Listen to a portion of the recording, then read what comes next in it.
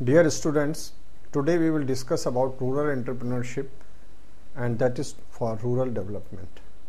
The topics which will be covered are the concept of entrepreneurship, rural-urban divide, rural advantage, basic training for entrepreneurs, benefits of rural enterprises, government strategies, factors for limited growth of enterprises, and then ownership pattern, gathering the ideas and gathering information for opening an enterprise, project report, source of finance, legal regulations related to enterprises, marketing issues, training and skill development for entrepreneurs, opportunities for rural development, rural technologies which are available, and finally we will talk about Pura and rural enterprises, and we will complete the discussion with the way ahead, and then we will sum up the discussion. And first I will introduce you to the topic of rural entrepreneurship. And you know that farming is the main activity in the rural area, and it is a example of entrepreneurship. Some people may wonder why it is called a entrepreneurship, because the farming has all elements of an enterprise. The elements we know: land, labor, then process, technology, inputs, finance, marketing, etc., etc. All these things are involved in an enterprise, and farmers invest money, they invest their own labor, inputs, and the final output is harvest. But we know that income level of our farmers and rural people, it is much lower than the urban people. And we have discussed this thing in various topics, and sometimes we say that rural people, they have very low risk bearing capacity, but actually it is not correct. Agriculture which is being practiced in rural area, it is a high risk and low return activity, and you know that farmers are taking up this risk year after year, and they have increased the agriculture production. So our farmers will take the risk provided they are guided properly, and they will prove to be much better entrepreneur provided the inputs like training are given. There are several advantages, and as compared to the urban areas, and it may be agro products or animal husbandry related products which will have an edge over the urban area. Since the farming, as you know, is a seasonal activity, it is not employing the persons year round, so farmers can very well start small or micro enterprises to begin with. And if we look into present scenario, the rural areas are source of raw material and urban areas are acting as a processing center. This is exactly similar to pre-independence situation, when India was providing raw material and finished goods were coming from Britain. And you know, this continued for years together. But for any prosperity to come, the rural areas must have small industries, because no country can prosper only with the help of agriculture. The main cause is absence of entrepreneurship. This is the main cause of poverty. Out of the produce, the urban people are becoming rich by processing the produce of rural areas. So farmers they always suffer loss. When there is a bumper crop, they suffer loss, or when there is a crop failure, they suffer loss. The only solution is starting rural industries. And once the small enterprises are set up in rural area, the cycle of poverty will stop. We will break this cycle, or we can actually reverse. The prosperity will come to rural areas. It will also provide employment, and it will not only provide employment to rural youth, but it will also provide employment to rural women. And this will save lot of things for country. First thing is energy. Lot of material which is bulky, all agriculture produce, which is a raw material for many things. It is very bulky, and transport is very costly. So in the present discussion we will focus on the issues which are related to entrepreneurship in rural areas, and then we will discuss about how to start enterprises in rural areas. So before starting anything, first we will discuss the concept of entrepreneurship itself. In earlier days, entrepreneurship was referred as a matter related to military expeditions. The persons participating in military expeditions, they were called entrepreneurs. Now, the person or group of persons who start a business or expand the existing business with full knowledge, means they know what are the risks involved, and even after knowing the risk, they are taking the risk. They are entrepreneurs. Some qualities are needed in entrepreneur. First is motivation. He should be self-motivated. Then he should be energetic. He should not believe in 10 to 5 job. He should be able to work for long hours. He should be creative. Creative means he should find the solutions. He should focus on the solutions rather than discussing the problems. Then flexibility. Person should be flexible. Why flexible? Because business is a dynamic environment. Every day, every year, every month, situation changes. Sometimes a product is very costly, sometimes it is flooded in the market, it is very cheap. So person has to look towards the market continuously. That is why flexibility is needed. Then person must have some analytical power. Analytical means he can analyze the problems. He should be able to calculate the money part of it, how much a problem is going to cost him or how much he is going to earn, so that he can forecast his cash flows. Then leadership. Actually, any business will involve many people. He has to employ somebody. So he has to be a good leader. And then vision. Enterprise is a going concern. A person handling the enterprise, he must have good vision towards the future so that he can avoid the redundancy. The qualities which I have described above, they are indicative, but there are several other qualities which are required to be a rural entrepreneur, because rural scenario is different from urban scenario. We have to deal with the problems of infrastructure. We have to deal with socio-economic setup of rural areas. It is much different from urban areas. A person having knowledge of rural socio-economic setup, he will definitely get advantage. Person should have knowledge of local language, local customs, local festivals, everything. And a farmer who is owning land in that area, he will be ideal person to start a business in rural area.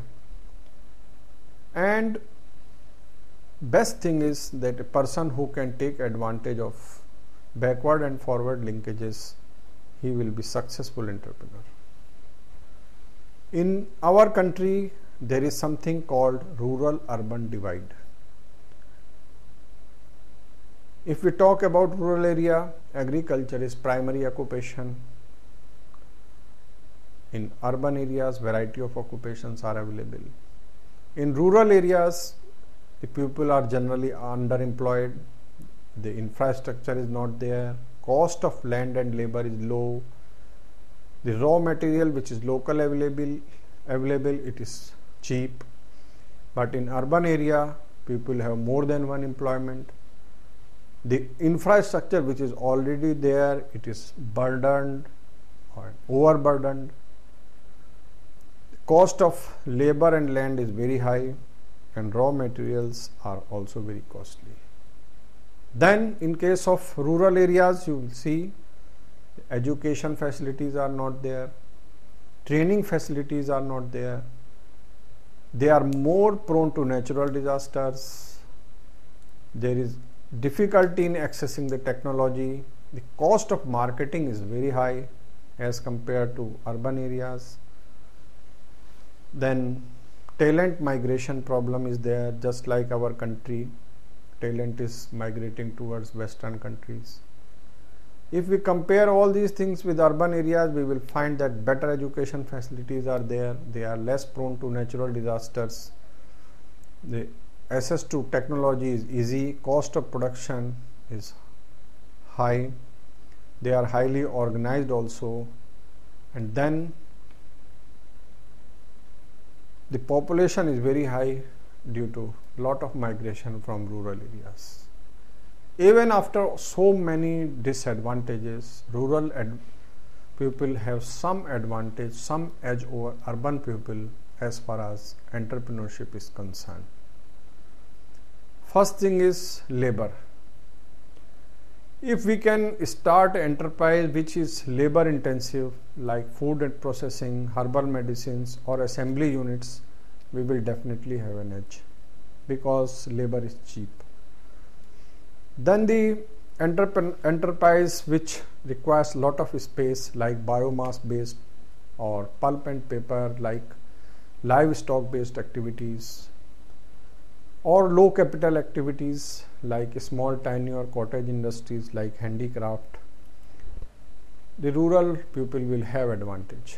Then other industries like vegetable dyes or terracotta, seasonal units like sugar or khandsari units, or some service based industries like e-chopal or hiring of agriculture implements or training based activities, all these activities are better in rural areas. Once we discuss about rural entrepreneurship, there is something which lacks in rural area, that is training facility. And some basic training is required for every type of rural entrepreneur. Certainly, we don't have highly qualified persons who will start enterprise in rural area. But whosoever want to start business in rural area, they have to have some basic training. First thing is, whenever we want to motivate a person through success stories, then he should visit the rural areas, he should meet the successful entrepreneurs in the area. Then information related to government agencies and their role, because every business has some government rules, regulations, framework within which we have to work. Then the person should have training in systematic way of identifying the opportunities. He should be able to identify the opportunity which will be better for him. Then he should have access to model project or the sources for preparation of project reports, because for every financing we require project reports. Person should have knowledge of finance, from where he can get finance. Then training related to government programs, what programs government is running, what type of subsidy is available. Then accounting, because he has to run his own business, so he should know the accounting. And then a technical training related to the area which he has selected.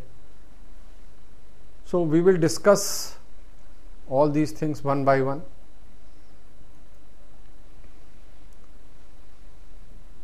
And some benefits we will talk again. We have earlier discussed about the benefits available. We will again discuss this thing, that how rural areas will be benefited by enterprises. Earlier we discussed what advantage rural enterprises have, but what are the benefits of having rural enterprises? First thing is, it will reverse the migration.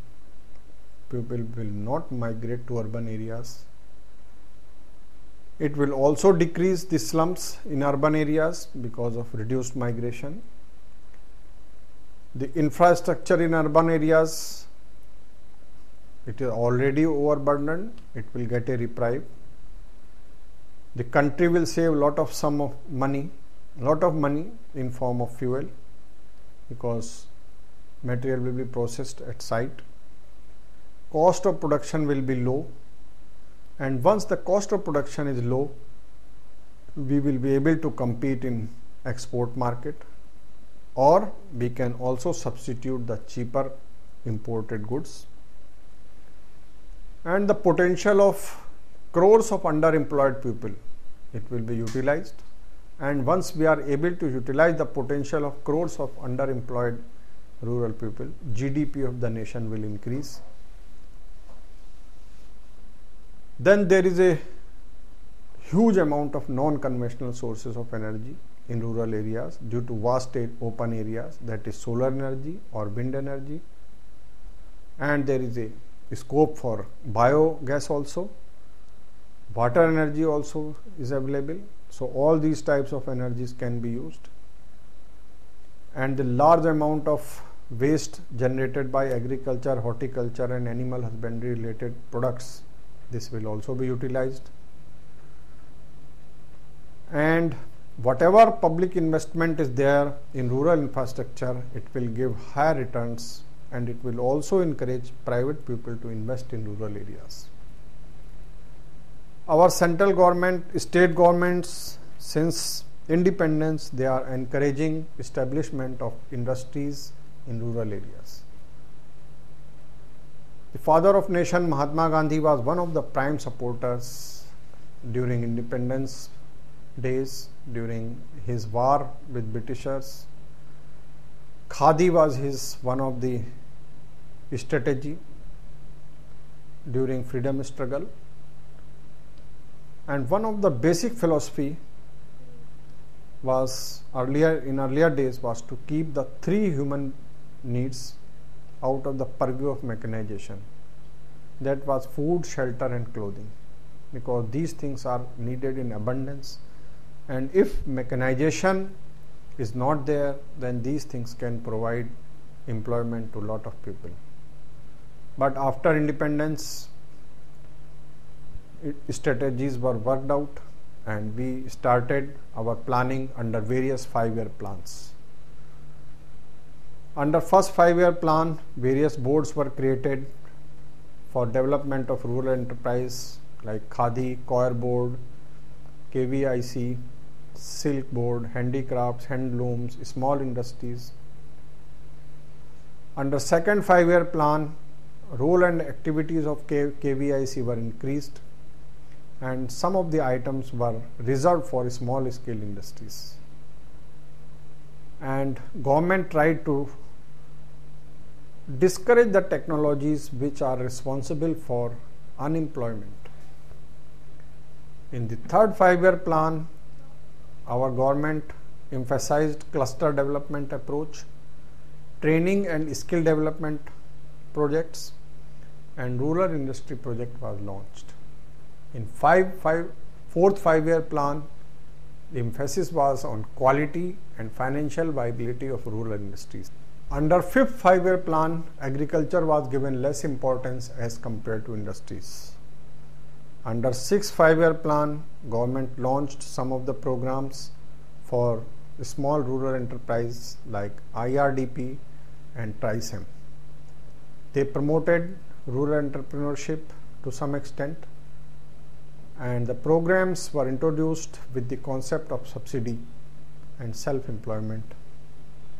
Under seventh 5-year plan, the strategy of the plan was to enhance the level of earnings of enterprise.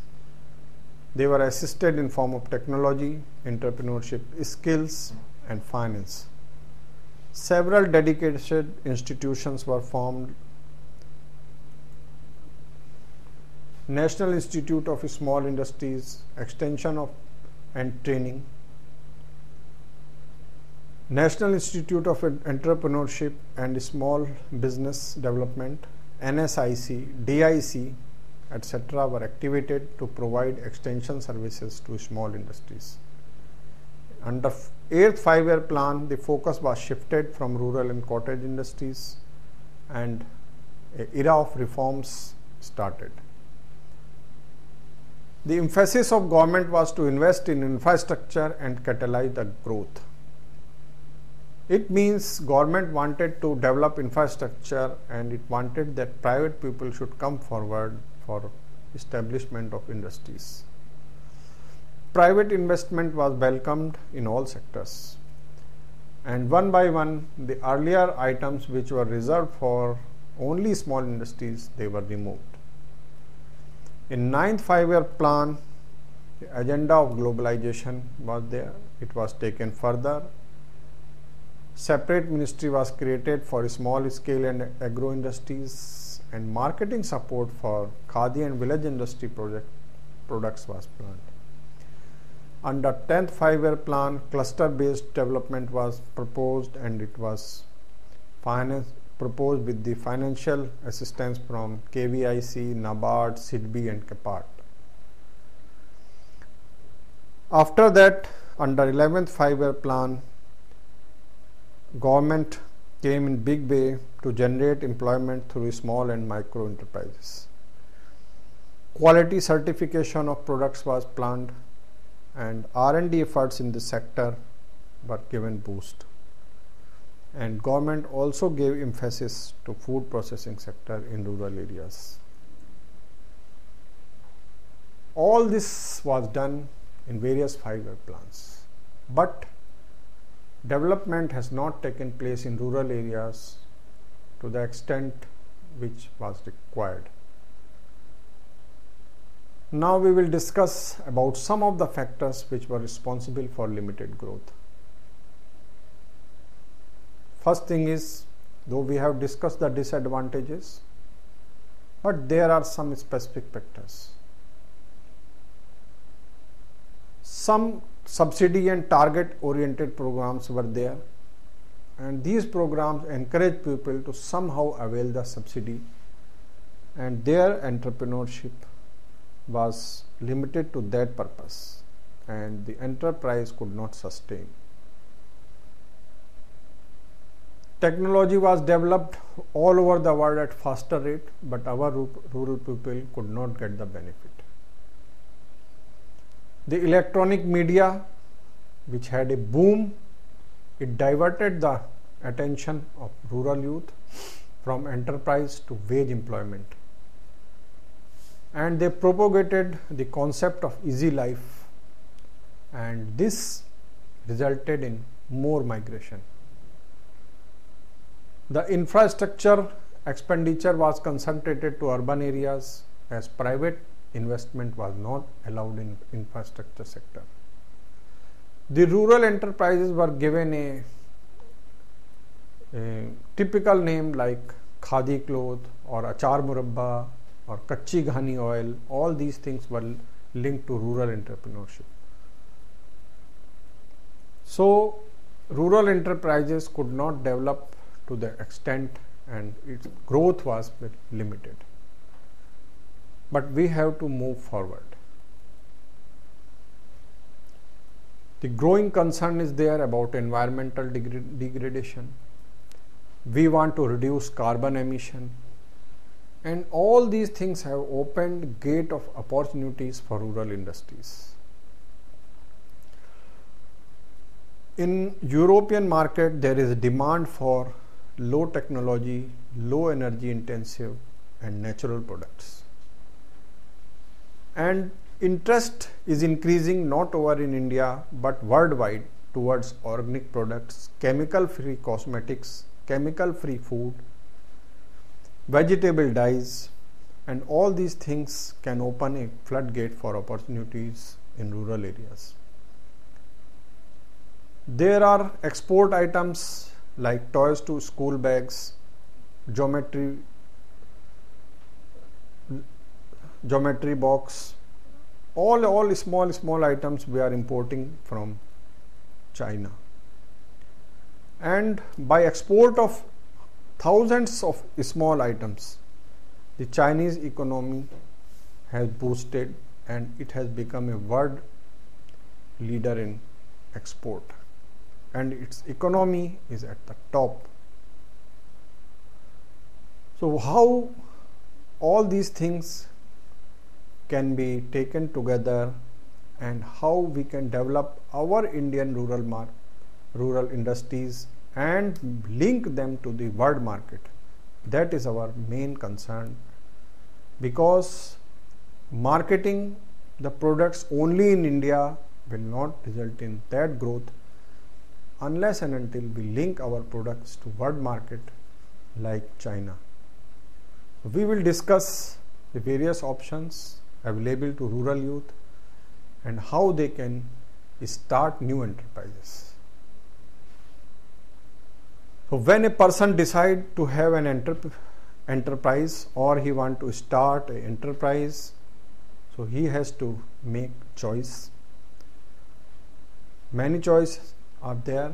First is manufacturing or processing, second is trading or retail sales, distribution, then service sector is there, contracting business is there, or he can be in combination of any of two or three. So any business will have a owner, and there is ownership pattern in any business.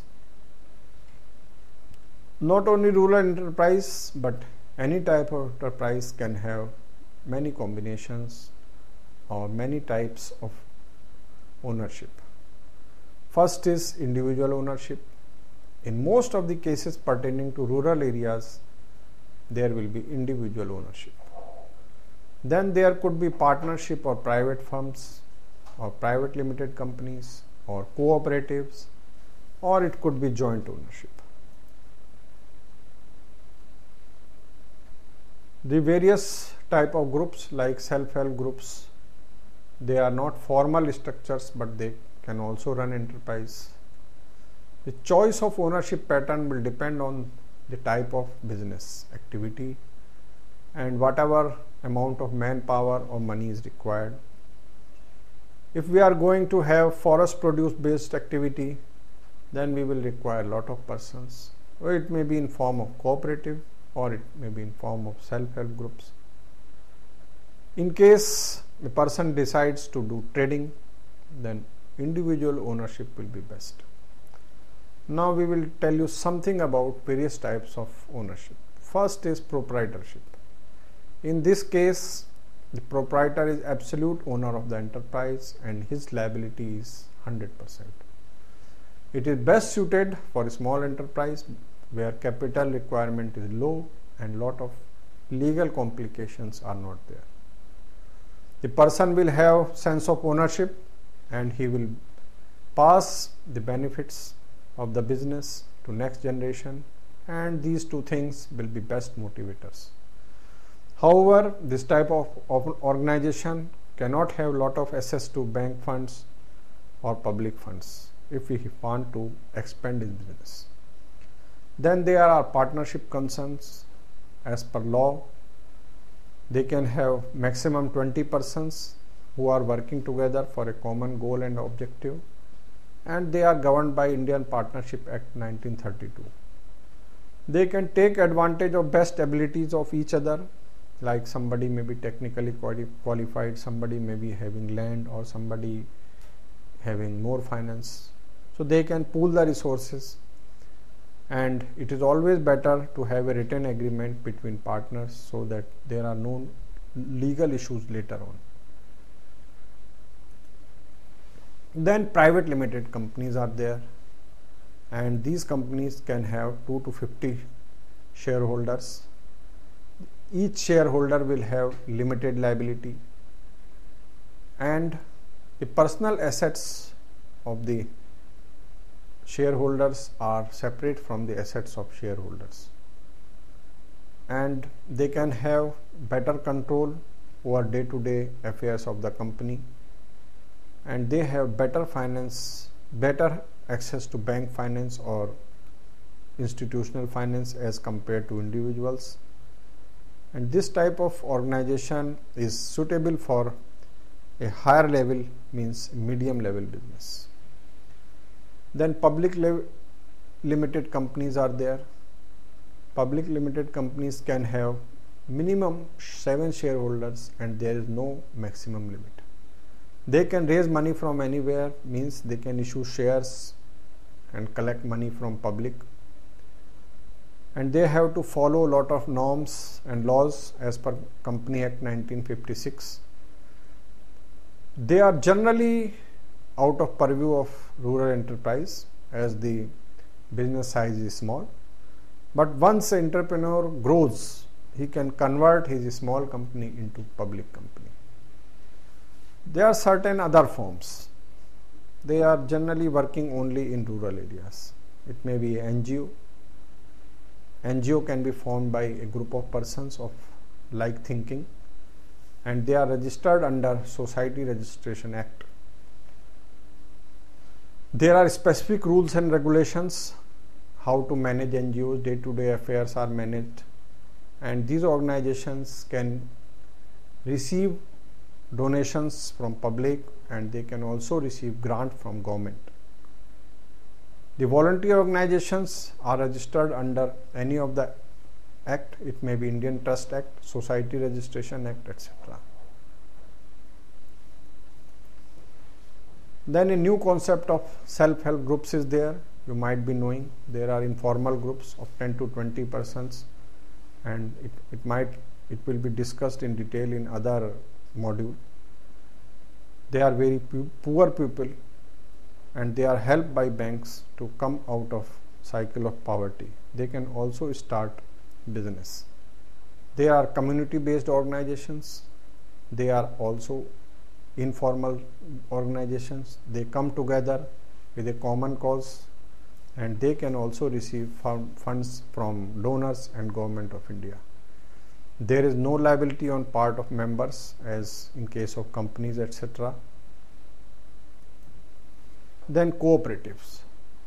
Cooperatives are best suited for our rural people, but somehow only few cooperatives like Amul, they are successful. Cooperatives are actually associations of persons who are coming together with a common objective. And there could be different type of cooperative based on their objective. There could be multi-state or single state. But we cannot replicate the example of Amul. Once an enterprise is there, an entrepreneur is there, he has to gather ideas. There are many institutions from where a person can get business ideas. I will name some of the institutions. It may be KVIC, NABARD, SIDBI, or person can visit extension centers of agriculture universities. It could be NIDC or technical consultancy organizations in various states, then centers for entrepreneurship development or development commissioner of handicrafts. There are some institutions which are purely dealing in business ideas related to agriculture. ICAR and its extension center, CFTRI, National Horticulture Board, National Medicinal Plant Board, APIDA, National Institute for Organic Farming, NBRI, CMAP, and so on. So, person can visit these institutions and he can gather the idea. Once the idea is there, the entrepreneur will need information about the business, how much money he will require or whatever is needed to run the business. So there is some common information which is required for every type of project. First is how the similar enterprises are running in that area. What is the availability of raw material? What is the technology for that product? What is the availability of labor and skilled persons? What are the government policies? What are the government programs for promotion? What is the pattern of buying? What is the demand pattern, or etc. These things are common, but there are several other things which are specific to a particular project. Then a project report is required. Even if you don't want finance from bank or institution, you should have a project report, because it will help a person to take objective decision, and he will be able to compare the data at the time of planning and at the time of actual implementation.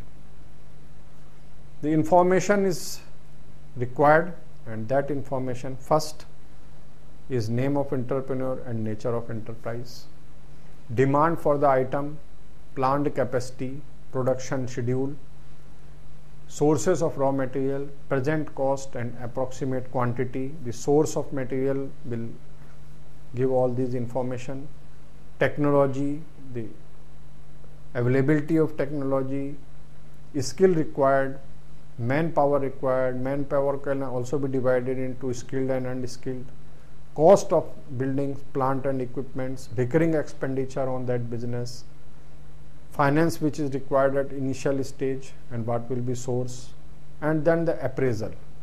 Appraisal will show how much is the capacity of that project to earn. Every entrepreneur may not be financially sound, so he will require bank, fund or institutional finance. There are some sources. He can borrow money from commercial banks, can borrow money from cooperative banks, agriculture and rural development banks. Agriculture and rural development banks are serving only rural people. Cooperative banks are generally serving rural people only. Then regional rural banks, and then State Industries Development Corporation of various states, and NBFCs. Government is also offering subsidies for various programs. Business, whatever may be, it is covered by law. So there are some legal requirements. To run a business, a person should know what are the laws related to its business. First thing about registration. A small business do not require a registration, but small scale industries, they require registration with DIC. Household and cottage industries do not require. Then it will require registration with trade tax, service tax, depending on the nature of work and turnover. And there are some laws which are applicable. First is Factories Act, Industrial Dispute Act, Minimum Wages Act, Payment of Gratuity Act, ESI Act, Payment of Wages Act, Payment of Bonus, Prohibition of Child Labor, Pollution Control, etc., etc. And there are some specific laws which are applicable to some activities. So there should be total knowledge about these laws before starting a business, so that a person can comply with the law. After this, most important thing is marketing. It is a prime concern for any entrepreneur, maybe rural or urban. Rural areas can act as a market, or it can act as a source. If a person is choosing trading as a business, the rural area is a market for him. But the urban area and other villages, they will be market if we are manufacturing something. And some of the products, even they can have export markets. So depending on what is the type of product, person can plan a marketing mix. Many possibilities are there. We can do direct marketing to consumers. We can market it through retail outlets of KVIC. The person can participate in melas, hats or exhibitions. There could be direct sale to wholesalers or exporters. It may be direct sale to industries who are processing your produce, like Ayurvedic medicines, they require herbs. Or we can market the product through marketing system of Amul or Safal. And some entrepreneurs, they can also market their product through websites. Nowadays, concept of mega stores is there, like Spencer's, and lot of high-tech agriculture produce like cut flowers, ready to cook vegetables or exotic vegetables, they are sold through these stores. Entrepreneur can also market his produce through government emporiums, and he can also indulge in marketing through weekly markets, and sometimes we can supply through contracts like bulk supply contracts with army or other government consumers. So depending on the produce, type of produce, quantity, bulk, all these, we have to choose the marketing mix and marketing area. Now another important thing is training or skill development, because every produce requires skill development.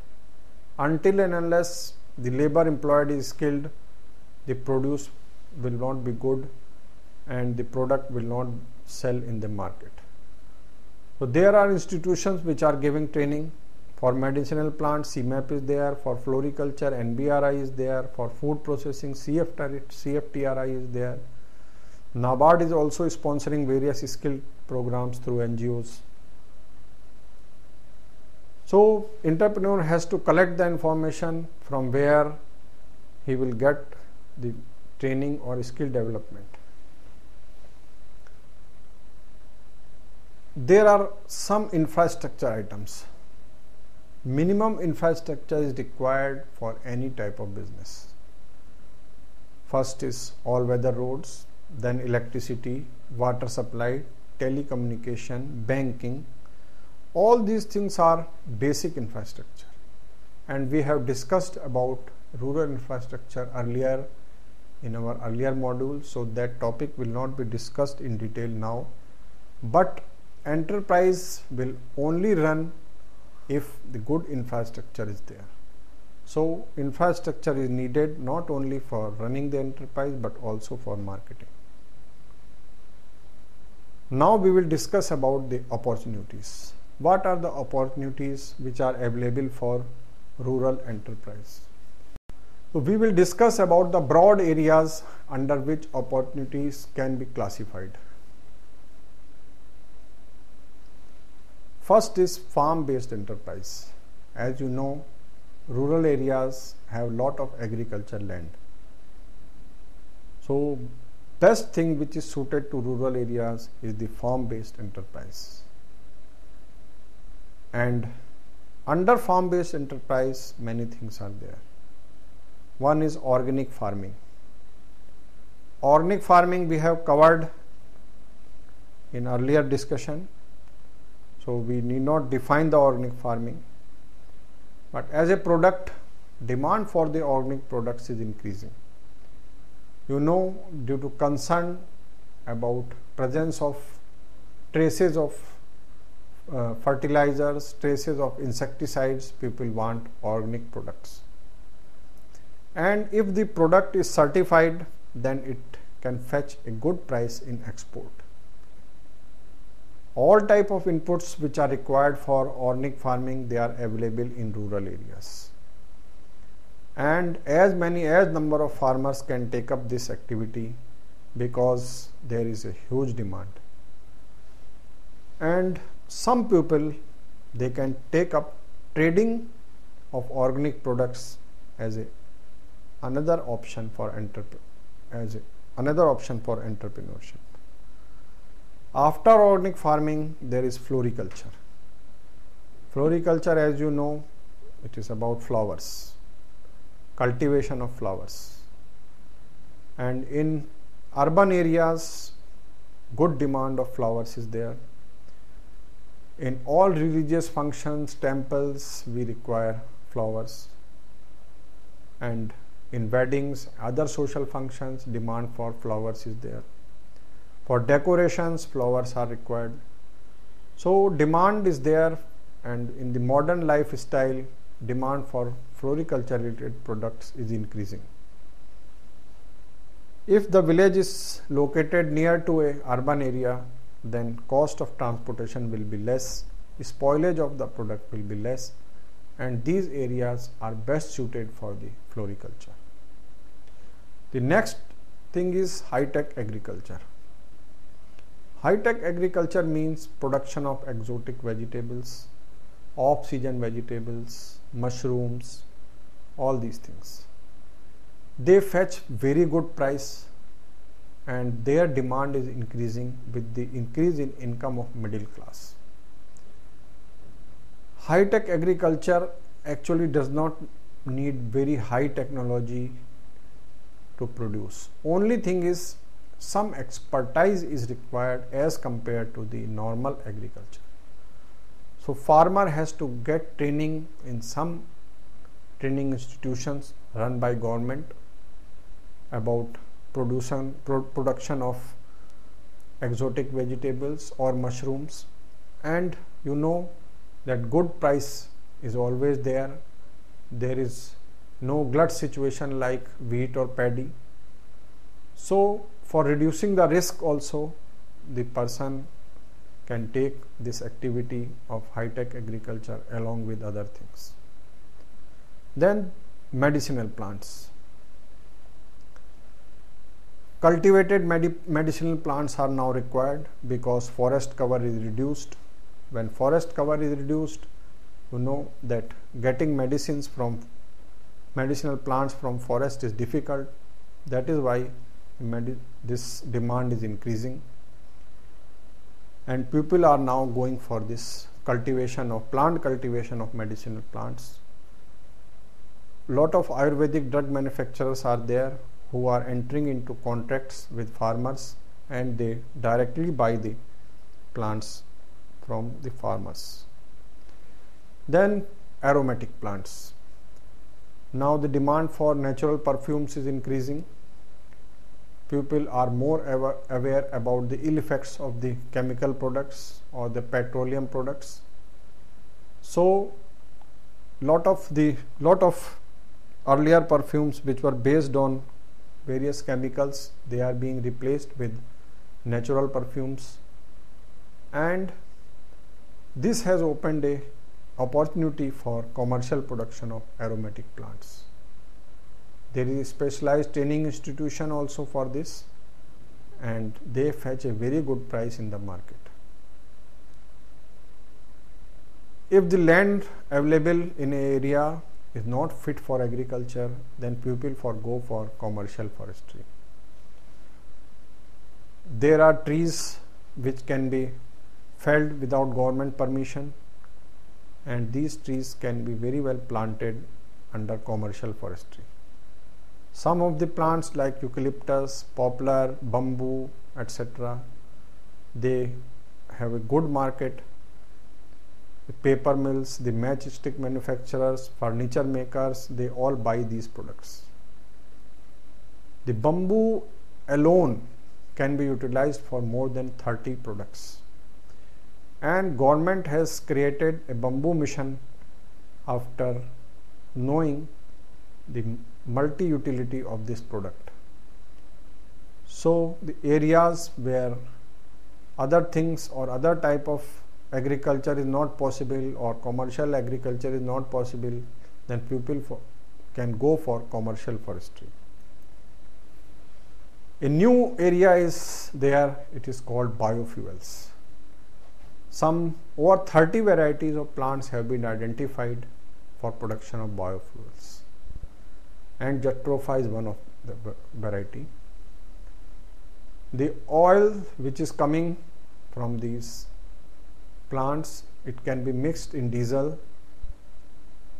So not only production of plants taking raw oil, but further refining can also be done in rural areas. Lot of work is being done in rural areas on Jatropha, and some petroleum companies and some bulk consumer of diesel, they are collaborating with NGOs for production of biofuels. Then there is an opportunity for seed production, because good quality seeds are always required, and certified seeds, they fetch very high price in the market, and there is no problem in marketing the seeds.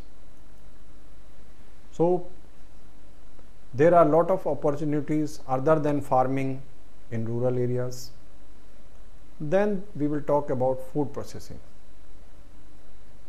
It is most preferred activities for rural entrepreneurs because value addition is very high, and market is open and expanding. With the rapid urbanization, processed food market is growing. We have discussed this topic separately in detail, so we need not discuss more about this. Only thing is that it is one of the most preferred activity of rural entrepreneur. Another area is processing of agro waste. Lot of agro waste is burnt every year. First simplest option is to convert this waste into briquettes. Briquette means just giving pressure to this and converting the waste into briquettes. They can be burnt in various industries, maybe in rural or urban areas, in place of coal or wood. So it will save other natural resource also, it will generate energy also, and it will save the waste which is otherwise burnt without any value addition. There are several other products which are coming from agro waste, like rice bran oil, gum from tamarind seed, or other products from coir. All these products, they can be extracted at commercial scale and can be used by rural entrepreneurs for starting a business. There are other several small products like handmade paper, board, packing paper, corrugated paper boards. They all can be manufactured in rural areas. Now comes important product of rural area, that is nutrition, farm nutrition or pesticides. Our farmers are generally dependent on chemical fertilizers after Green Revolution. The farmers themselves can produce various types of organic fertilizers like compost, vermicompost, neem-based pesticides or other products on commercial scale, and these products can be sold not only in rural areas but in urban areas also. We have covered this thing in our organic farming module, so we need not discuss lot of things here again. But thing is that these products consume very low energy, and the raw material which is used in these products, it is otherwise a waste. So when we are into business of farm nutrition or herbal pesticides, it means we are generating wealth out of the waste. Next thing which is an important business in rural areas is animal husbandry based products. People in rural area, they are running this business since thousands of years, and dairy is most popular and organized rural enterprise. The people in rural area, they can start from 2-3 animals, and the units above 100 or 200 animals are also there. And processing and distribution of milk is a related business to this animal husbandry. The people who are keeping animal, instead of selling, they can process it and they can distribute the milk collected. And one of the studies says that milk production in terms of money, it will cross the paddy very soon. It means the money coming from paddy will be less as compared to the money generated by dairy business. This we will discuss in detail in animal husbandry module. Next thing which is based on animal husbandry product, it is poultry. Poultry has lot of scope in rural areas because we get feed from farms, sale of eggs, sale of poultry birds, and poultry feed industry, they are all enterprise which can run in rural area. In addition to the produce from living animals, there are certain rural industries which are based on the residue of dead animals.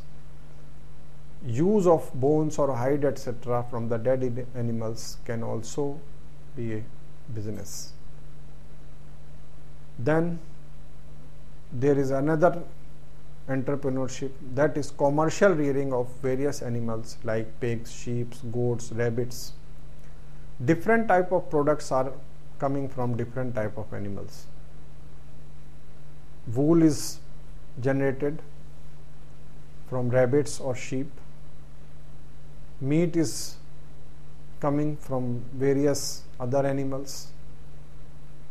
Where grass is available easily, this type of animals can be grown on commercial scale, and rearing of these animals will fetch a good amount to the entrepreneur. Nowadays a problem is there with this industry, that people are misusing hormones, chemicals, and they are following some unethical practices which should be stopped. Next thing is sericulture. Sericulture is also a very old activity, but it is fetching a very good price even today. Silk garments are very popular and they can be exported also. So there is no problem in sale of raw as well as processed silk. So this activity can be taken up by a lot of rural people. And honey is also, honeybees, they are not only providing us honey, they are also contributing in pollination, and thereby they increase the agriculture production. So this is an indirect benefit from the apiculture. Next activity which requires some land is aquaculture. It can be practiced in any part of country where water is available. Waste land, degraded lands, or the closed brick kilns, they all can be converted into fish tanks. The aquaculture can also be practiced with other allied industries like poultry, as waste from one can be used in another. And aquaculture requires few raw materials and it generates good income for the farmers. In coastal areas, shrimp or prawn farming is also very popular. Then there are some labor-based activities like traditional handicrafts. India is famous for handicrafts because of the skills. Handicrafts not only use skill of the local people, but they also use the local materials. And there is a huge export market for crafts and traditional products. People not only can manufacture these products, but some people can also indulge into trading. They can buy the product from small manufacturers and they can sell the products in the urban market. Cooperatives or self-help groups can also take up this type of activity. They can also provide training. Next thing is handloom, powerloom or khadi. This sector, as we earlier talked about roti, kapda or makan, this sector can provide employment to lakhs of rural people. But presently, those who are producing the goods, they are not benefited. Only traders are getting produce from the sale of items which are actually produced by rural people. Cooperatives or self-help groups of weavers, if they can come in the marketing activity, the benefit will go to the rural people. Similarly, the rural entrepreneur can also take up this activity by value addition. So, what is value addition in this area? If khadi cloth is sold, instead of selling the cloth directly, ready-made garments can be made and these garments can be sold at a higher price. There is a good export potential in European Union and USA for hand woven or vegetable dye based products and without any quota restrictions. Another area is edible oil. Why edible oil area is very important? How it is different from farming? Because India is an importer of edible oils. We are importing millions of tons of edible oils every year. production of edible oils, extraction, packing, certification. They are all different areas in which entrepreneurs can try. There are several byproducts from oil extraction industries, and they can use these byproducts in the animal feed industry. Nowadays, lot of health related products are also there, and they are coming from de-oiled groundnut powder or coconut husk or soybean. So this sector can also generate employment for rural people. Then comes the service sector. Service sector is growing at a very high rate in urban area, and it has a good potential in rural areas also. There are repair shops for implements, there are service centers, public call office, internet cafe, hiring of the agriculture implements, hiring of tractors, skill training centers. All those activities, they have good scope in cluster of villages. It doesn't mean that a training center can be opened in every village. Then it will not be viable. So entrepreneur has to take into account the cluster of villages from where the people can reach there and avail the training facilities. We have seen the success of eChopal, and this type of model can be replicated everywhere in India. Now some new opportunities are there, like entertainment, cable TV, rural tourism, amusement parks. All these activities can provide employment to a lot of persons, and they are potential areas for entrepreneurs in rural areas who want to take up service sector as a business. Another thing is trading or contracting. The consumption patterns are changing in India, not only in urban areas but rural areas also. With the increased income, people want some fast moving consumer goods like consumer durables, TV sets, mobile phones, DVD players, music equipments, etc. Rural areas are also consuming a lot of other products like fertilizers, seeds, pesticides, insecticides, all these things.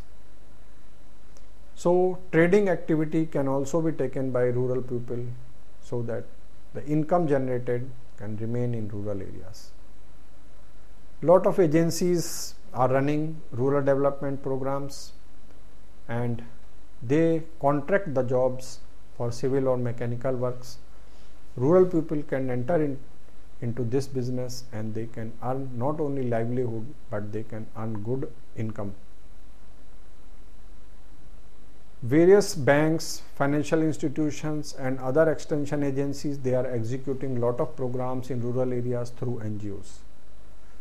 And the educated youth who want to serve the society and they have inclination towards this, they can open NGOs or voluntary organizations. They can come together and they will have the dual purpose of social service, and they can run business activities.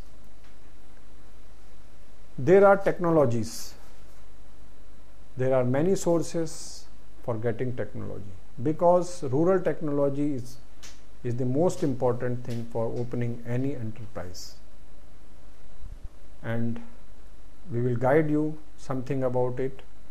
There is a Directory of Rural Technologies published by NIRD, Hyderabad. And this book in 3 volumes covers technological inputs for construction industry, high-tech agriculture, fertilizers, fisheries, post-harvest technologies, leather technology, water conservation technologies, natural dyes, solar heaters, cookers, etc., etc.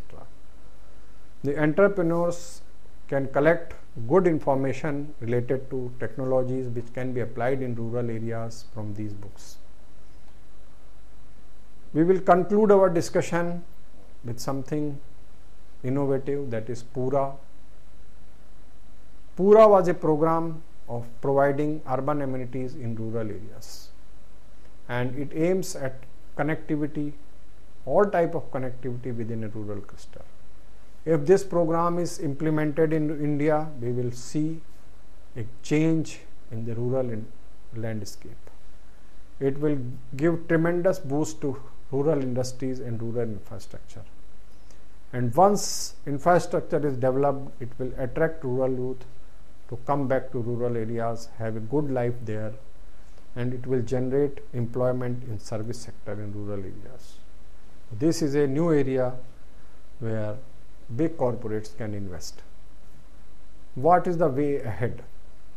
First thing is that problems of rural areas cannot be solved or reduced unless until the dependence of people on agriculture income is not reduced. There should be some other source of income for rural people.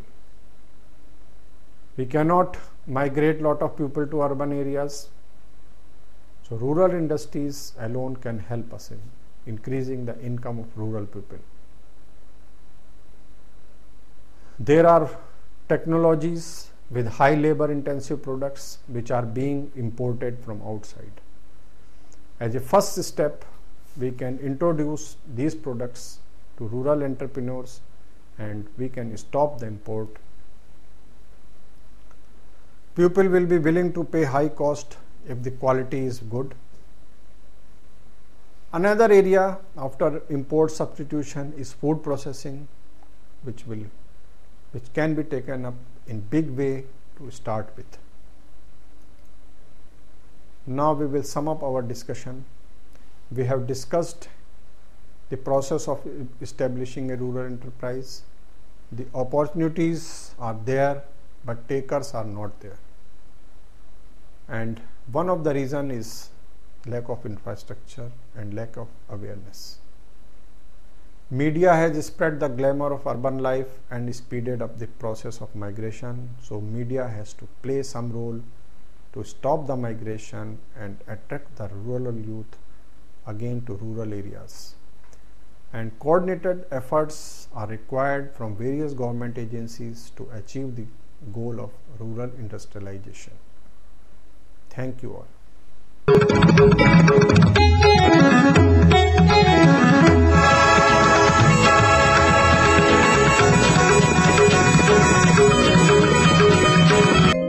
आज मुझ में वो शक्ति है कि मैं अपने परिवार के पालन पोषण और तरक्की में उनका हाथ बटा सकूं। आज मेरे काम से मुझे ही नहीं पूरे गांव को फायदा हो रहा है। She is Shahreen. Occupation दृष्टि सूचनालय ओनर। बस थोड़ी सी हिम्मत, थोड़ी सी कोशिश, आप भी खोल सकते हैं मेरा जैसा दृष्टि सूचनालय। सच। And she is Poonam Bharadwaj. Occupation दृष्टि सूचनालय owner. Poonam and Shahreen's story may very well become the story of success for you and your village. Poonam too was one amongst us. Even today, she's one amongst us. The only difference is that today she is filled with a new self-confidence and success knocks at her doorsteps.